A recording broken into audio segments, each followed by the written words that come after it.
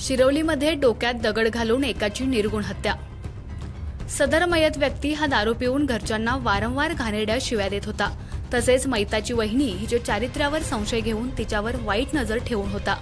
तसेच आईवडिलांना मारहाण करणे, दारूसाठी पैसे मागणे, पुतण्याला व वहिनीला मारून टाकण्याची धमकी देणे यासारखे प्रकार करत असल्यानं त्याच्या त्रासाला कंटाळून शिरवली गावच्या यात्रेनिमित्त घरी आलेल्या मैताची बहीण, मैताचा अल्पवयीन पुतण्या यांच्यासोबत मैतांचे आईवडील यांनी कट रचत मयत दारू पिऊन येऊन झोपल्यानंतर मैताचे वडील रामचंद्र ज्ञानू जगदाळे, आई सौ कुसुम रामचंद्र जगदाळे, मैताची बहीण सौ शीला सचिन जाधव, मैताचा पुतण्या अल्पवयीन बालक यांनी संगनमताने मैताच्या सर्वप्रथम डोक्यात दगड घातला आणि त्यानंतर त्याने प्रतिकार करायला चालू केल्यानंतर त्याचे हात पाय पकडून जनावर बांधण्याच्या दोरीने त्याचा गळा आवळून निर्घुण खून केला।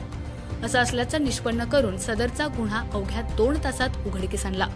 तरी सदर कारवाईत सहभागी अधिकारी व अंमलदार यांचे श्री समीर शेख पोलीस अधीक्षक सातारा व श्रीमती आंचल दलाल अप्पर पोलीस अधीक्षक सातारा यांनी अभिनंदन केलं।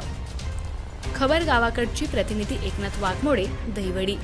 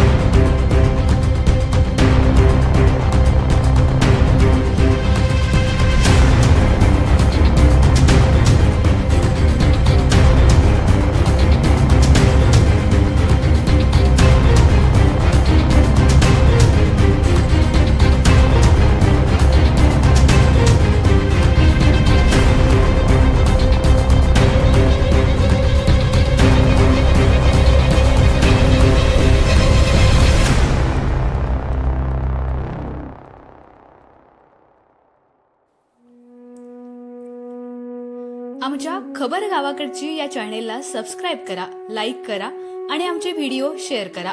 धन्यवाद।